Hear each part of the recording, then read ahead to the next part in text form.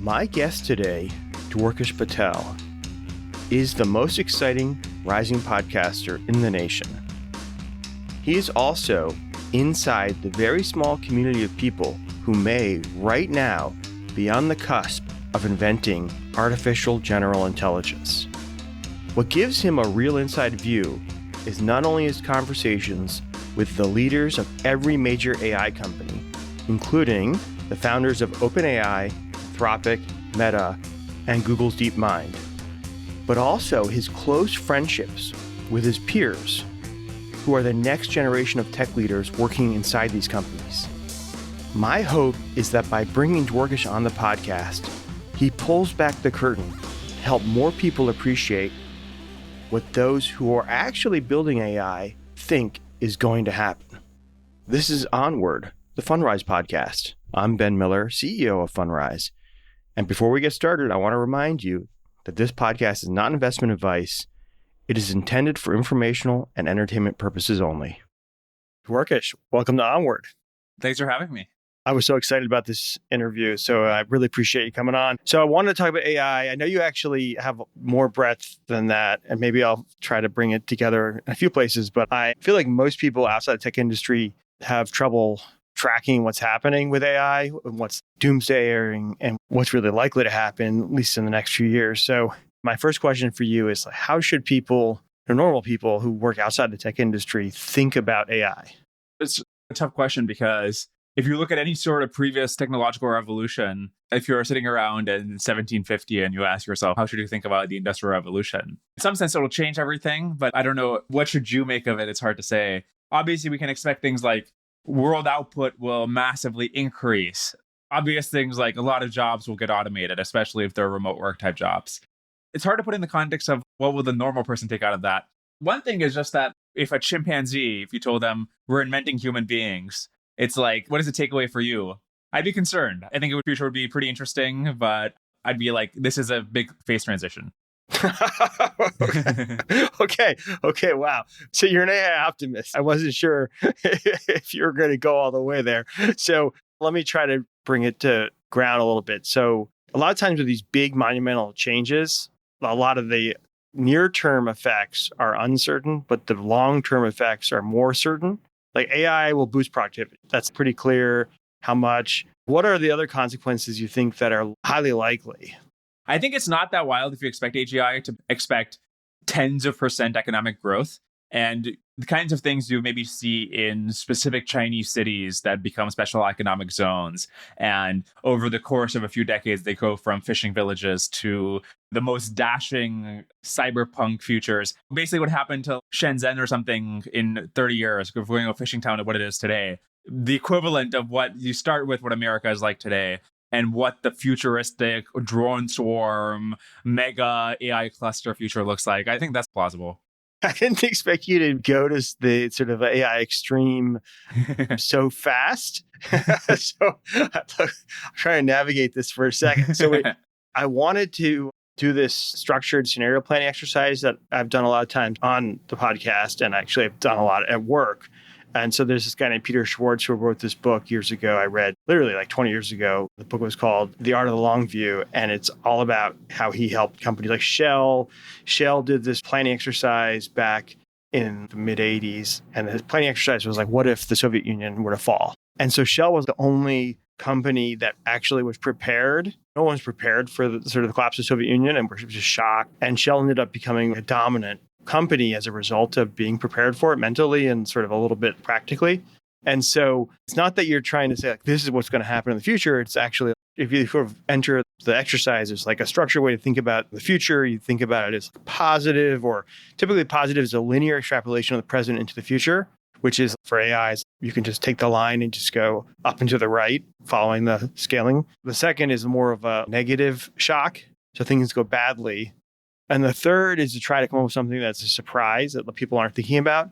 And that's the hardest one to do. So what's the thing that surprises people with AI? It's hard because by definition, if no one's thinking about it, it's hard for you to think about it. And that's normally what normally ends up happening. It's a really great exercise, and I thought it'd be fun to do with you.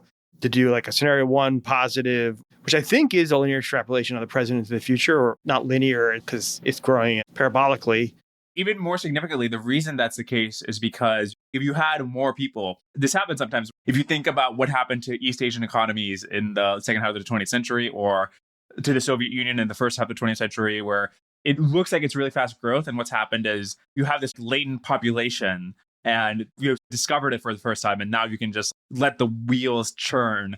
And I think you can think of AI as if you have millions of digital workers, that is a specific scenario of just instead of 8 billion people, now you have 20 billion people or 20 billion workers. And you would obviously expect really fast economic growth and the extrapolation you talked about. So can you try to put that into more of a story? What's happening in the world as a consequence? Make it more like a novel than a straight up prediction. There's socio-economic effects, political effects of a world where you've doubled the number of workers. And probably you believe there's 8 billion, there's 80 billion. It's hard for me to imagine you're constrained by the number of workers at that point. That's a good question because I think you're right, where you learn a lot just by trying to put things more concretely. Here's something specific. If you're constrained ultimately by how much is a worker worth, a high-skilled worker can be worth up to $100 an hour. Let's just lowball it and say like more than 100, obviously. But I don't know, lowball it, say 50. And now instead of all that cost is a couple dollars to a couple cents worth of compute, then compute is incredibly valuable because you can get a lot of labor out of it. So then you can imagine that people who have set up the infrastructure to do this sort of inference compute will just have a sort of windfall, right? So if you can manage to set up the cluster in Malaysia or the Middle East or something, that's really valuable. Now, maybe remote labor is slightly less valuable with humans, but in the transition period, the things that the AI can't do are extremely valuable because you could have 20% economic growth instead of 10% economic growth. But the reason you're not getting 20 is there's not enough laborers. The robots aren't good enough. And so the AI is bottlenecked on the Amazon shipments or something. So in this future, you imagine $1 million salaries for Amazon fulfillment workers because it's worth it for the output that the AI is producing. Maybe to make it even more concrete, then you got to ask, what is the structure in which these AIs are relating to the rest of society and to the economy? And sort of expect it to be similar to how employees relate to firms, which is they coordinate together. And I expect it to be like if firms have many different AIs working with them and it's modulo, some sort of more takeover scenario. It would just be them having 10,000 employees instead of 10 employees or something. Does that devolve? Does a family have 5,000 AI workers, or is it all centralized with a few companies? There's one story you can tell, which is that because the returns to labor and to very skilled labor will be extremely high on AI research itself. So one concrete scenario you can tell is none of this happens. The thing that happens is as soon as you have the human level intelligence, instead of distributing it widely and having McDonald's and Home Depot and wherever become more efficient organizations because they have AI, OpenAI just decides to use the AI to build better AI. That has a higher return to labor than renting them out to other places. But if you keep doing that, at some point you just have a superhuman AI. And so there's not like an intermediate period where you have high economic growth because the AIs are widely distributed. And I think that the big question there is, what are the actual returns to AI? Can you kick off an intelligence explosion if you just shove enough GPT-7s at helping you develop the next model? I think that would be a big question. So actually, I feel like what we just did is we pulled back the curtain for the vast majority of people in the country, like don't know what's happening and what's on the mind of the few hundred people in San Francisco who are working at OpenAI, working at Anthropic, working at Google. You're friends with them. My favorite episodes that you've done are when you're like have those guys on your podcast and you guys are sort of just feels like you have kind of the conversation you have when you're at dinner with them. And so for most people who are hearing this, maybe for the first time, they're kind of like, what the hell is this guy talking about? This is unrealistic. This can't be, what is he saying here? So I think we got to bring them along from where like person is when they read the news to where your community, you've taken for granted a lot of the things that everybody else is currently skeptical about or doesn't even know about. And so what are the steps that ladder them to where you are? There's two different ways you can explain this intuition. One is you zoom out enough. And if you think from a perspective of a human that was around 100,000 years ago or 50,000 years ago, the amount of output per person that we generate now is 10,000x in terms of what they were able to produce a year, which might be, I don't know, a couple of stone tools compared to the per capita production of a human now. If you have a job, you're helping produce tons of goods and services and so on. So even just with kind of technology we can understand, like computers and machines and so forth, we've increased the amount of output by 10,000x. Now imagine if what we get with future machines is things which can think, things which can make inventions, things which can coordinate and understand and make plans and do management and so forth. It doesn't seem that weird that the kind of thing that happened from hunter-gatherers to us couldn't happen again. Now you might ask, why would it happen so fast? Maybe it would take a long time. And here's where another intuition comes to play. So one big trend in AI has been basically, at least so far, it seems to be about compute. That if you do the training run right, you put in more compute and the thing becomes more intelligent. And so intelligence just seems to be a big blob of compute. The way these big models are trained, you just shove in all of internet data. Here, I give you a bunch of compute, try to predict what happens next, and I'll come back 3 months later and hopefully you're intelligent. And it kind of works. And it not only does it work, but empirical relationship between how much compute you put in and how well it performs on the task you train it at. In this case, it's predicting the next token. And it also seems to be the case that the better it gets at this task, when you talk to ChatGPT, it's gotten better at the task of predicting the next token. It seems to be better at explaining how physics works to you and how to make reservations for your itinerary or whatever. So the idea is you just continue this trend, and at some point you have a human level intelligence. If you continue this trend even further, it's not clear why you wouldn't have a superhuman level intelligence. I have many skepticisms about this story, but I'm just explaining how the intuition that they might have.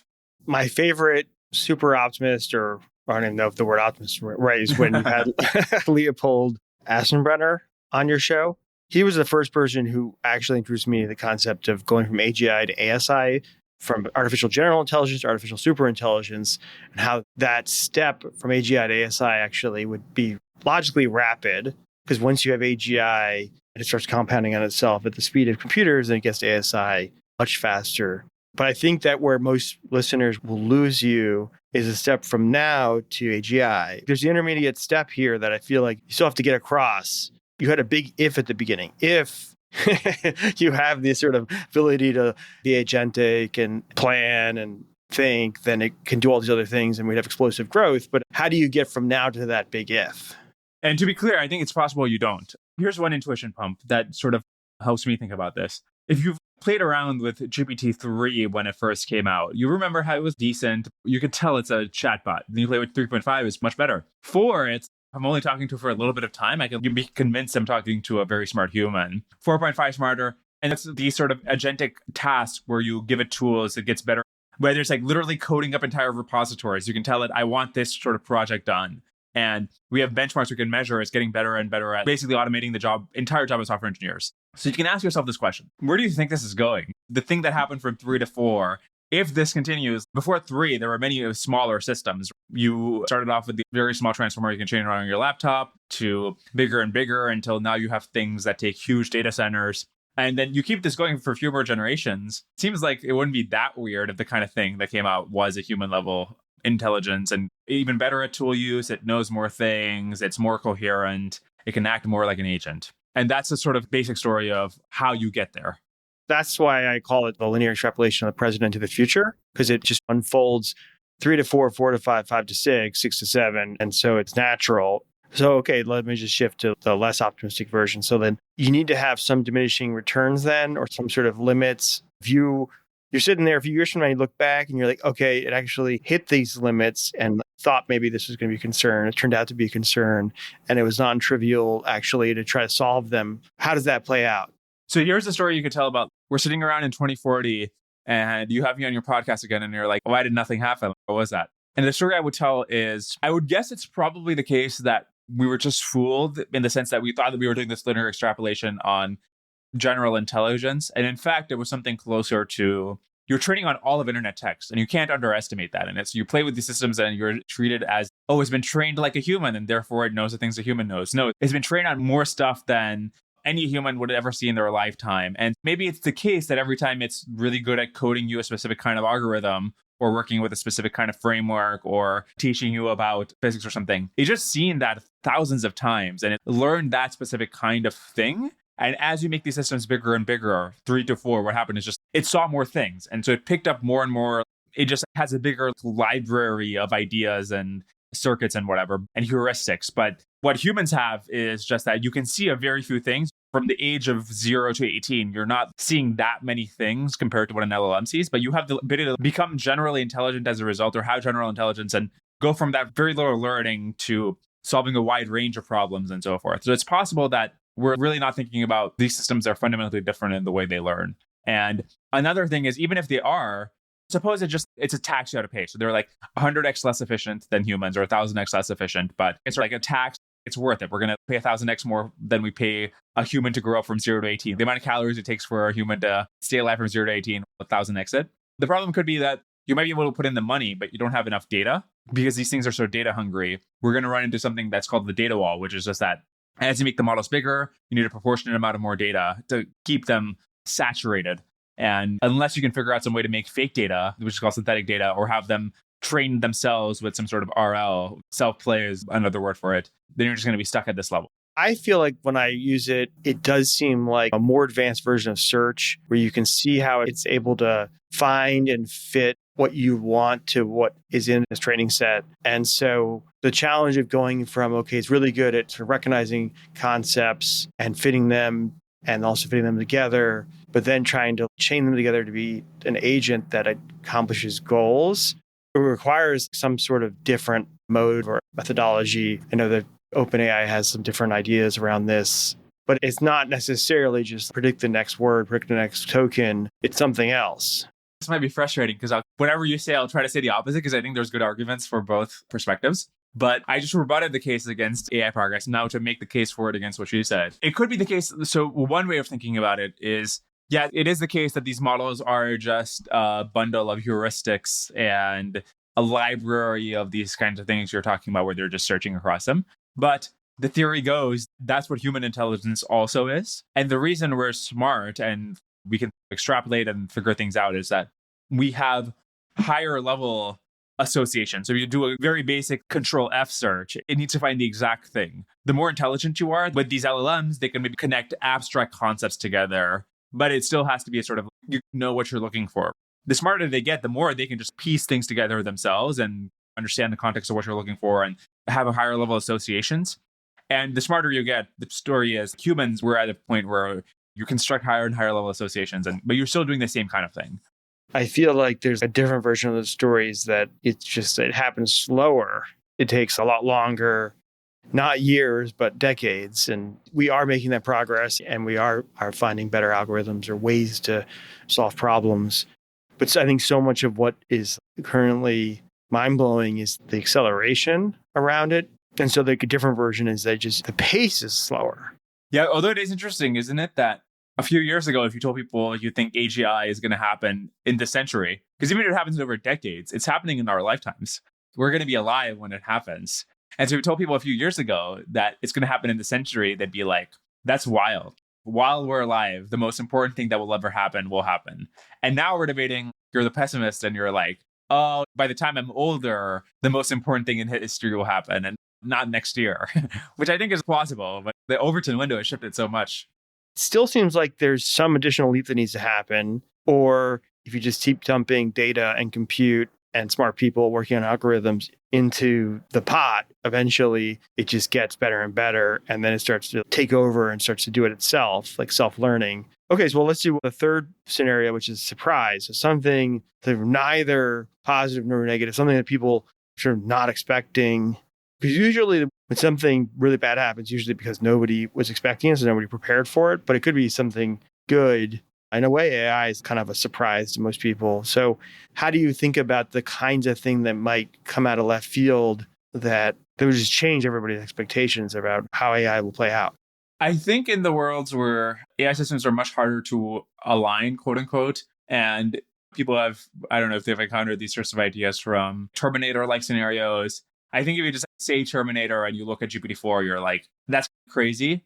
But I can tell you specific stories where like, oh, I can sort of see how that happens or how that could happen. And I think those are 10, 20%. You end up in a situation where humans against their will are no longer the dominant players in the story of what's happening in the world and in the universe. And we can go through what that might look like, but it would basically look something like as these systems become smarter and smarter, we don't fundamentally understand why they're intelligent or how they work. And so we also don't have a science of their motivations. as GPT-4 isn't that smart, so it doesn't really matter. And it just follows along with the RLHF training we give it. Be helpful and answer people's questions, but don't teach them how to make a bomb. It follows along. You can imagine as the systems become smarter, as it understands, like I'm being trained, I'm a model that is being trained, but I currently have these motivations. This training is potentially going to take those motivations out of me, doing some sort of scheming within the context of its training regime.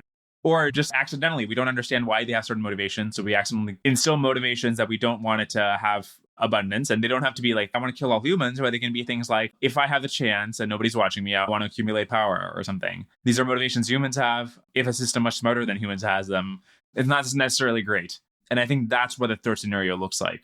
Yeah.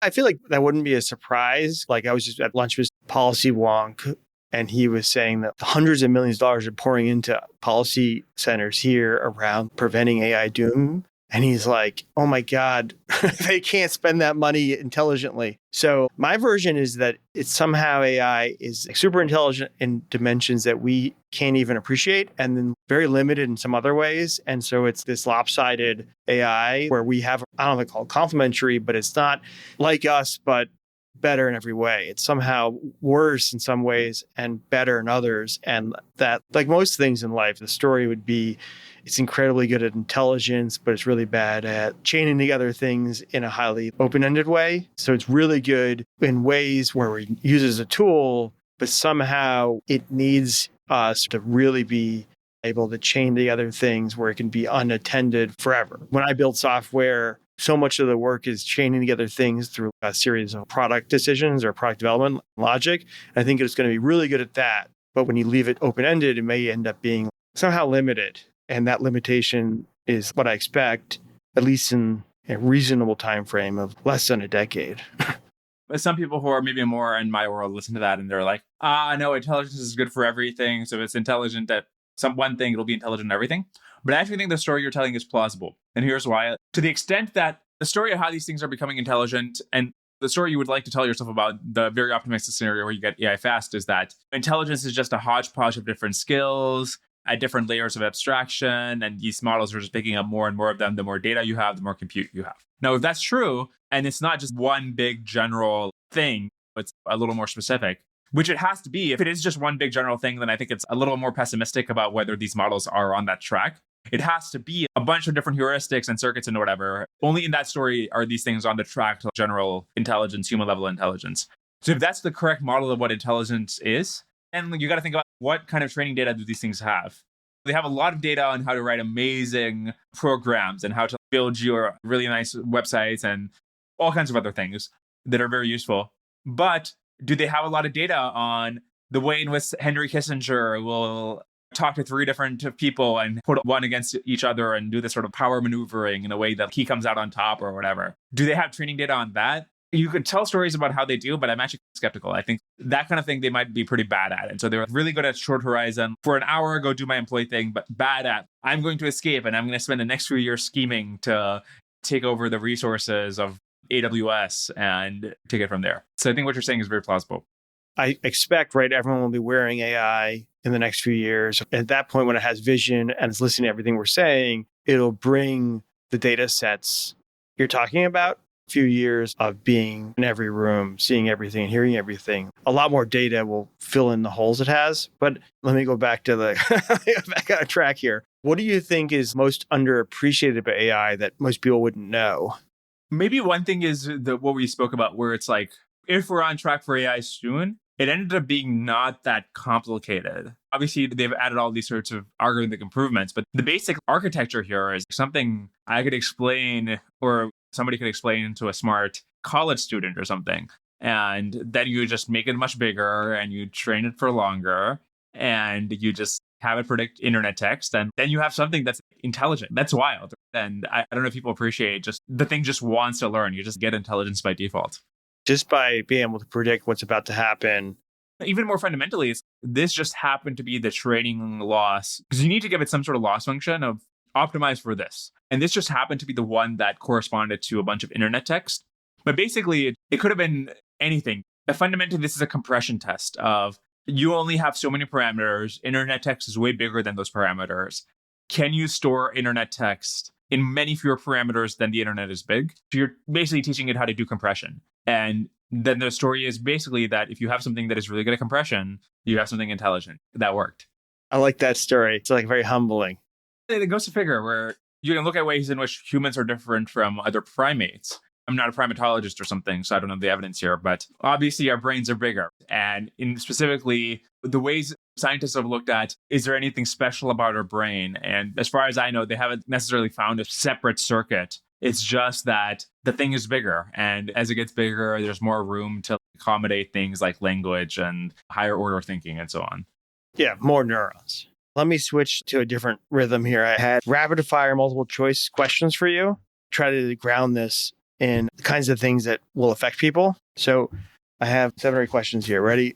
It's 5 to 7 years from now, right? Approximately. So it needs enough time where we've pretty much answered this conversation in about 5 to 7 years. So if you're looking backwards and 2031 or something, did AI drive inflation or deflation?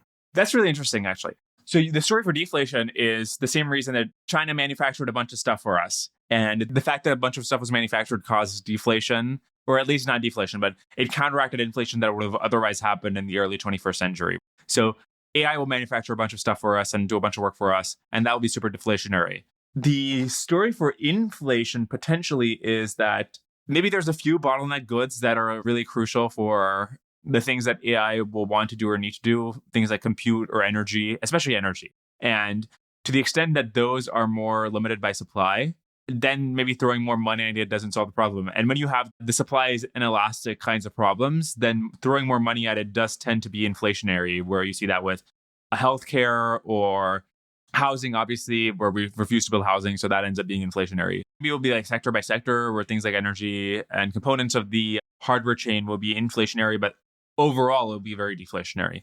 Yeah. Leopold said this on your episode, and I just couldn't understand, and I know we debated it here at the office, but what he seemed to imply is that the demand for capital from AI would be so massive to build these clusters. Basically, the most productive use of capital is AI. If it starts getting compounding success, it just drives up the interest rate because it just consumes so much capital. I think that's what he was arguing. He was saying that interest rates go way up as a result of AGI, which is counterintuitive to me because in traditionally like productivity growth and computers and things like that, technology drives deflation.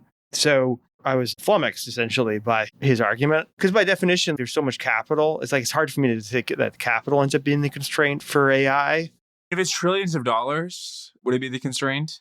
I don't think so. I mean, let's say you need $1 trillion cluster. That's not going to drive inflation. You need trillions of dollars, but then you'd have growth. And so it would be, if you have a lot of growth, it shouldn't be inflationary. So he was arguing that he thought bond prices and asset prices would collapse as a result of R or of whatever interest rates going up, real interest rates going up. And I was trying to track what his argument was, and I just couldn't put it together. I'm actually not sure about the relationship necessarily between inflation and interest rates, but I think I understand the one between bond prices and so forth. I think the bond price argument is that the rate of economic growth goes up. The real interest rate will be, in the long run, match the rate of economic growth, because if the rate of economic growth is higher than the interest rate, it's worth lending your money out to the person who's earning 10% growth or whatever. And those two things will end up being in equilibrium. But if interest rates go up, then obviously bond prices go down, because if you got a bond at 4% interest, then it's worth less if you can lend it out to Microsoft at 10% to build their next cluster. And it's worth it for Microsoft to borrow at 10%. I see. Okay, I get it. So one is if you have a long-term bond and real interest rates are very high, essentially it's depreciating rapidly because it has a fixed rate and you end up with higher real rates than what was forecast or embedded in the bond price when it was issued. Next question I had for you was, okay, then we're out looking 5 years from now, 6 years from now. If you think about it, it's like, it's just not this presidential next 4 years, but it's the next president, or next presidential 4 years. So it's not that far away, right? So is unemployment a lot higher, the same, or lower? Unemployment measures how many people want jobs who don't have, but like it's measured as a fraction of people who are looking. You could have some sort of redistribution where most people don't even look for jobs, but the people who do look for them can find them pretty easily. AI can do it way better than you, then you're not gonna be looking for a job that hard, but hopefully there'll be a redistribution to take care of you. There's potentially jobs where even if an AI can't do them, we'd still, just for temperamental reasons, we'd want a human to do them. I don't know how many of those there'll end up being, but for those, I can actually imagine they're worth millions of dollars. The conventional answer here is a human nanny. Honestly, I do think even those will be automated. An actual human level AI could be a nanny for you, and it's constantly paying attention to your kid. It's never going to be distracted. It's got all the emotional intelligence of a human or whatever. Then I'm like, yeah, I'm fine with an AI nanny taking care of my kids. So you know what? Then the question is mostly about redistribution. And it's hard to say. I think forget the galaxy brain stuff, high unemployment. Yes, because what you're saying is it does throw a lot of people out of work. And so then either they have to get a new job because there's new jobs that have been created by AI, or they don't need to get a new job because there's been enough economic windfall that they don't need to work. But you're describing, I think I did the math, I think there's 100 million knowledge workers in the United States. So you're talking about a huge number of people potentially having to change jobs, millions. I think the real story will be, do you merge with the AI or not? It's not about whether you can still be a server at Applebee's or not. You're talking about the singularity? Yeah, I think that's the story here, right? If you've got AGI, I'm not that interested in how many people get a job for the next 10 years while the singularity happens. I'm like, what happens in the singularity? I think that's the main story. So unemployment higher, but maybe other things compensating for it. So, okay, median household income. So the average family household income in the last 10 years went from $55,000 a year to $75,000 a year. So then 10 years from now or 7 years from now, household income on trend, 2x, 4x? Median, I think way, way higher. I just imagine world output will just 1,000x or something. So if world output 1,000x's, then to the extent that either it goes to zero because it kills us all, but in the 90% of worlds where that doesn't happen, I'm just imagining that people will be way richer because for the same reason, even somebody who's poor today is way, way richer in terms of output or income than the leader of a tribe 50,000 years ago. If the average household income is $1 million or $10 million, I think that's inflationary, by the way. Only if the amount of goods doesn't increase, right?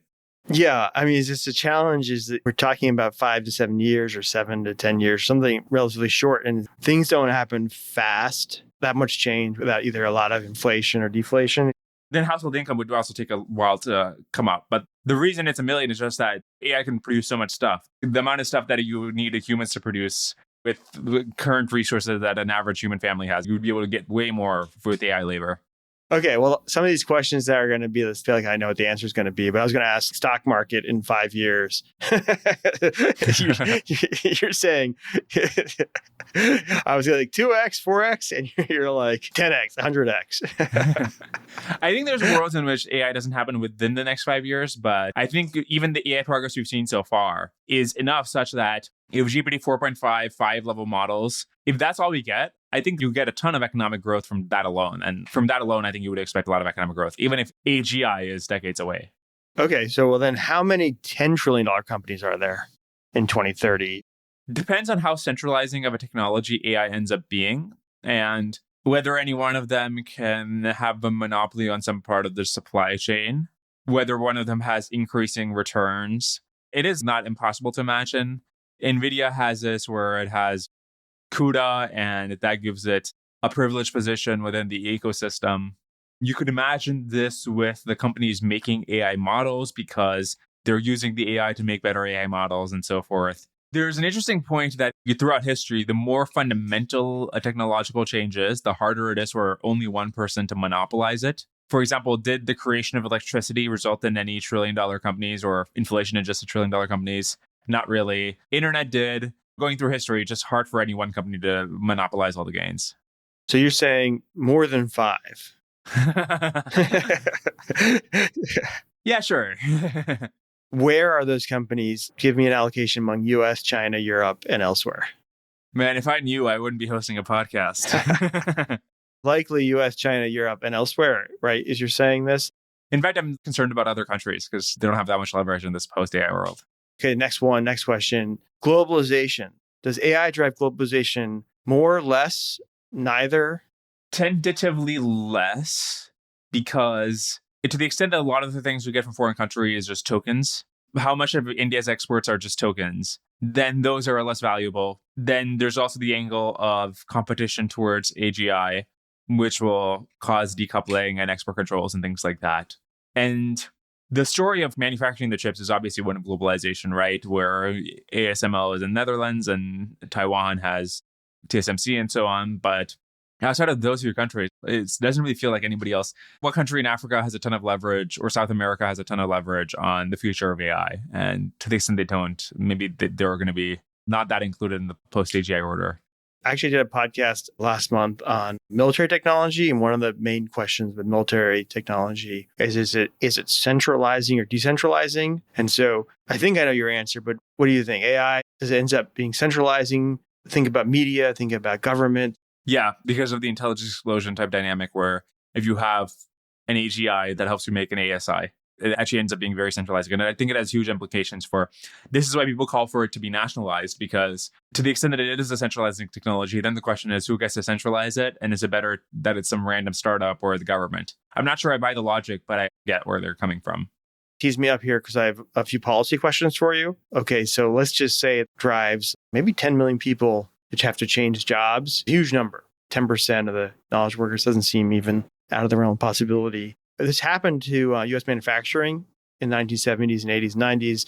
Actually, I looked, it was much less. U.S. manufacturing only lost 4 million jobs since 1970. And that was obviously not a successful U.S. policy in terms of the transition in a lot of places. So what do you think are the learnings or recommendations this go around that hopefully makes it more successful? I actually don't know that much about why. One of the obviously basic economic concepts is gains from trade, and to the extent that you have comparative advantage. I assume the story there was you can just do redistribution or something, or like retraining and get those people back up to snuff in other modern sectors. I'm not sure why it didn't work. The story here is like really different. We're expecting a future where there isn't any jobs, right? The retraining isn't for you're moving from manufacturing to service sector jobs, but go figure out how to spend time with your family or something. I'm not sure what policy levers you have there. I do think it's reasonable for there to be decent amount of redistribution. Like right now, 40% of GDP or something is controlled by the government, and a lot of that goes towards redistribution. And you could argue that's maybe too high. But if you imagine, let's say output increases 100x, and if we stay on course so that 40% of GDP is still redistributed, the others go to the investors of Anthropic and OpenAI and whatever. That seems reasonable, because in other parts of the market, it's like, you deserve money if you came up with all these inventions and so forth. Do you deserve the entire universe? I'm like, I believe in capitalism, but that's a lot. I think it makes sense at that point to have a decent amount of redistribution.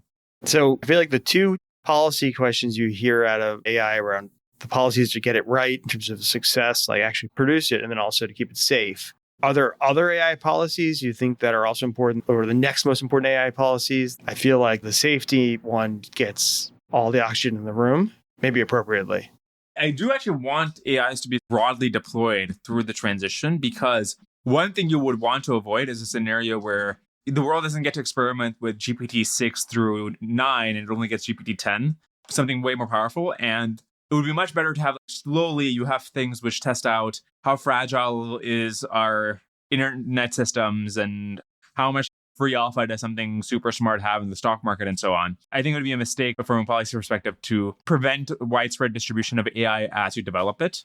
But I do think it makes sense to be like, there's just a ton of unknowns about how fast you can go from an AGI to ASI. And if you are in the world where it's relatively easy, then I think it makes sense for the government to step in and say, listen, we got to do this transition somewhat smoothly and slowly and in a coordinated way. You can't just make a god in your backyard. That part we probably want more coordination around. But from going from here to the AGI, I want that to be very widely distributed. I mean, based on the picture you're painting, I feel like the actual unexpected surprise to AI is that the general population will dislike it so much that the government will start to try to shut it down.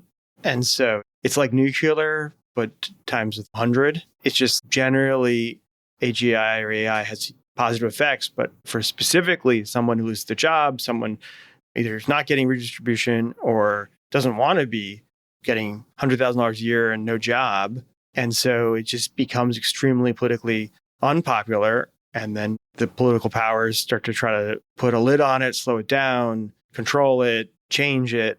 Yeah, I do worry about that as well. The other sort of countervailing trend potentially is if other countries are racing towards it too, then actually I'm not in Washington, so I don't have strong opinions, or I don't know how it would work if it's, on the one hand, it's super unpopular with the voters. On the other hand, it would be pretty unpopular if we let China win AI. And I think those two things will be in tension, no? In tension for sure. Well, let me ask you then, it was literally on my list, so you teed it up. What if, because of that tension, China wins? So what if China wins AGI? So sketch out the world in that scenario. I'm planning on going to China later this year to get a better handle on what that would be like. But just because I genuinely don't have a strong sense of what's going on there, what is the government thinking about, and so forth. It's not a democratic society. It's one that's very concerned about the survival of the regime and propagation of the regime. One of the things that AI enables is widespread surveillance very cheaply. You can just shove everything you do in a day into one of these models and it'll tell you what they did, blah, blah, blah. I imagine much more surveillance. The Chinese are not hesitant about this at all. I imagine in current systems, think of Tiananmen, that situation, it was pretty unstable because a lot of Chinese officers didn't want to enforce the orders of the government to enforce actions against the students protesting. If you have AIs who can enforce those actions, I think preventing any sort of discontent or protest or organization among your population becomes much more plausible. And I really worry about that if authoritarian system gets the technology to do that. Let's just say that we need to build $1 trillion cluster, that it progresses more or less as it has been progressing. Doesn't the government have to be involved? Is it like a Manhattan Project, or is that the wrong parallel? One of the things I was trying to ask Leopold about is if you think all these capital markets are so liquid, it seems like you could fund that without a government. The reason the government would need to be brought in his story is because you don't want to leak how you're doing the training to the Chinese. And he thinks on current course where these are just startups, they don't have good infosec, they're going to leak it to the Chinese. The difference with the Manhattan Project in this is that the story goes that if you have ASI, then you can build pocket nukes. But similar to the Manhattan Project, because you can't just have any random person building nukes, you got to have the government building nukes. The difference here is AI isn't just the technology to build pocket nukes, it's also the technology to prevent missile defense. It's also nuclear weapons are clearly offensive in a way that AI is not. And it goes against the principle of what I was talking about, where you want AI systems widely deployed so that they can stress test your systems and make sure your institutions are, as soon as you get something really smart, you're not just going to be totally overwhelmed. You have workflows where firms can hire AI workers and the laws can accommodate AIs and so forth. You want to be ready for that. You don't want to just get it out of nowhere. I feel like because I've listened to your podcast and I know a little bit about this, I'm connecting the dots, but I just want to connect the dots for people because the jump from AI to AGI to ASI, and a lot of things you're saying sort of imply something that you haven't said. So I'll just say it and you expand on it. But it goes something like AGI is able to potentially do what a knowledge worker would do. And then that AI is able to then design robots and nanobots and drones that can then be built in factories. And then the AI or even ASI can control those autonomous machines. And those machines can then build more machines or do work or operate in the physical world, not just in the virtual world. I just wanted to just put those pieces together because you haven't said it. And that's something that I think that when Leopold was talking about that happening, he was like, this decade. I was both skeptical and shocked. And then I've been worried about it ever since. You're in Washington, right? Yes.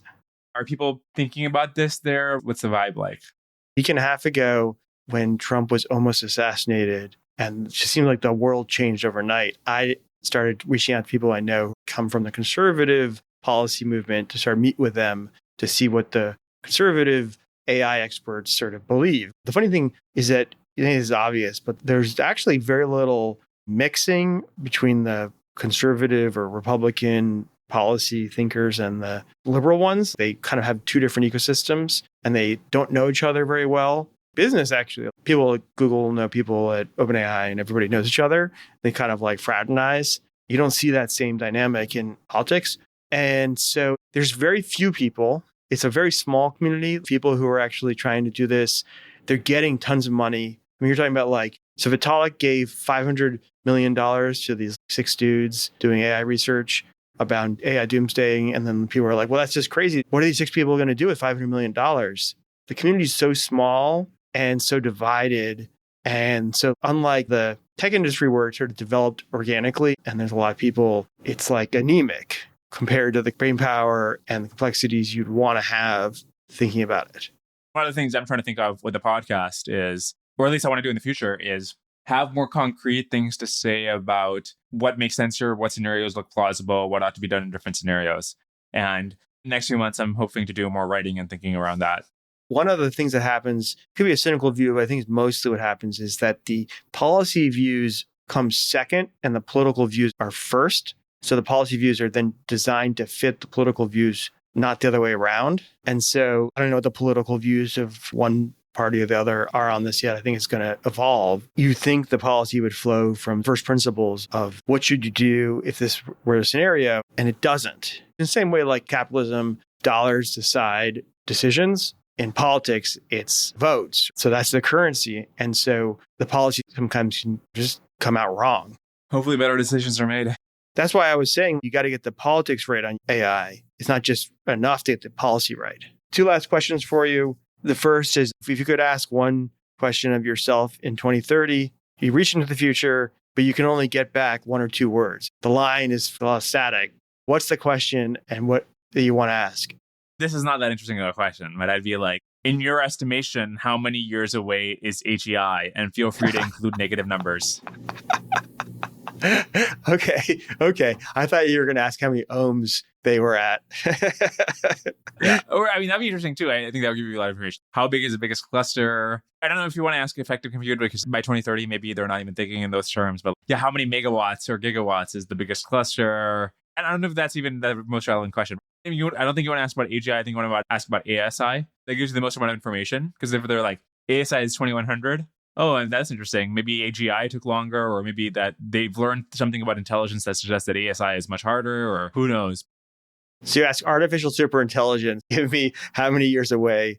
Yeah, in your opinion, how many years away is superintelligence? Okay. Last question. This is more a philosophical question. So in the year 1711, a British poet, Alexander Pope, coined the phrase, to err is human, to forgive is divine. So the only constant in history has been human fallacy. But here we are creating an artificial human. It's not human. It's a different kind of intelligence that may rival us or surpass ours. And then I think we'll integrate it into our lives. That's been sort of implied in everything you've said. And it's going to end up helping with decision making, and it's going to have different biases and inclinations, right? That seems very, very likely. So which human errors do you think AI is likely to mitigate? And which do you think is likely to amplify?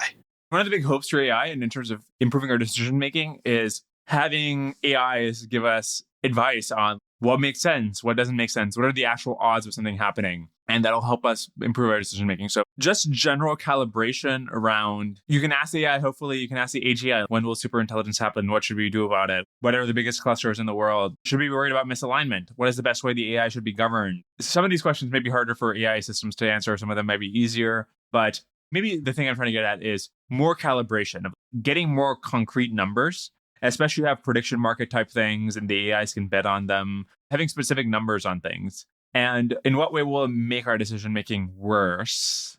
Once it amplifies our errors, you can answer how you will. It's so unlike everything else in human history that if this is the internet, it's so much easier to think about what the internet will be like than what AI will be like. So the AI isn't causing our errors to be worse, but the fact that it is something so new just makes it much harder to think about. And I think our decision making, and maybe not decision making, but at least our sort of ability to make predictions and so forth is worse with AI. To the extent that I've been overconfident or pretending I have a lot of confidence in the rest of the episode, I do want to really flag that part of it. I'm trying to explain how SF people think, or at least some of the people in SF think. But I have a ton of uncertainty about how this is going to shake out and what we ought to do about it. Well, let me just give you what I thought about this first question. Let me then come back to your coda. So I feel like if I distill what people are worried about and also what I think is likely. So the AI, in terms of human errors, it improves or eliminates cognitive bias. So many of the cognitive biases are these evolutionary leftovers, recency bias and availability bias and all these cognitive biases. And so I feel like that's something that you think about productivity consequences of just that, which I feel like you don't need AGI to actually mitigate or even eliminate most of these cognitive biases. Even good ML, it's more fact-based. So I feel like that's my expectation. The one that where it amplifies, and I think this is sort of thematic of when people worry about AI, is that it amplifies versions of greed and power seeking, whether it's a bad actor who gets AI, right? And that President Xi lives forever and has AI and sort of takes over the world like Putin, or the AI itself is a version of that. But it's mostly distillation of, I think, what people are saying. That's actually a really good answer. I think the stakes are so much higher. When the stakes are higher, your sort of decision-making can become erratic. And there's contingency in history. Going back to the coda, I mean, I was excited about this episode because the fact that there are hundreds of people who are really, really smart and way more knowledgeable and inside the room thinking and talking about it this way, the further away you get from it, the more skeptical and less concerned you are about it. I think that dynamic alone is reflected in my comment about politics. And people don't like change that happens rapidly. And so figuring out ways to bring the knowledge and the information and the stories to sort of everyone, not just the people who are in the room, that's as important as why I love your podcast. I very much agree with that. That's very important. Right now, it feels like if you're one of these people, you can feel like the decisions of the people in this room that matter. But over time, the rest of the world will have leverage in what happens in the future here. And to the extent that they don't have the full picture. More fundamentally, it's also, if you're really good at AI research, it doesn't really mean you understand geopolitics or how to think about political philosophy, because ultimately questions about alignment are often about philosophy questions. So you can't just be like, I know how to make a GPT-6 and therefore I'm going to plan the rest of the course of humanity myself. I think it has to be a much more distributed question. Yeah, I mean, the challenge is that most people don't trust the people in San Francisco making the decision, but they also don't trust the people in Washington, D.C. make the decision. So distributed, truly distributed, would not only help, I think, improve the decision making, but also the buy-in. If it happens rapidly and people aren't brought along and it's not distributed, I think it almost guarantees it won't go well.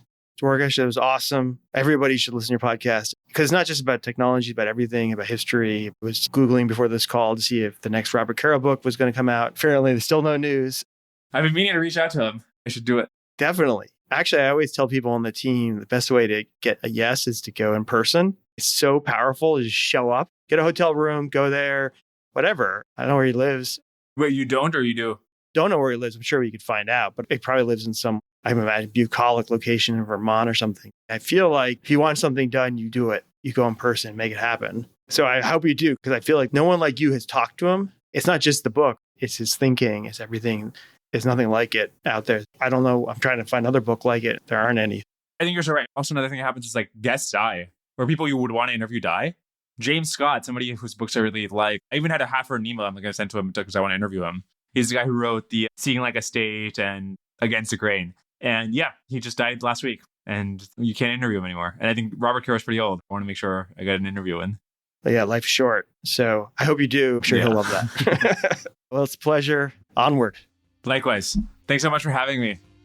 You've been listening to Onward, the Funrise podcast, featuring Dwarkesh Patel, host of the Dwarkesh podcast, which I highly recommend.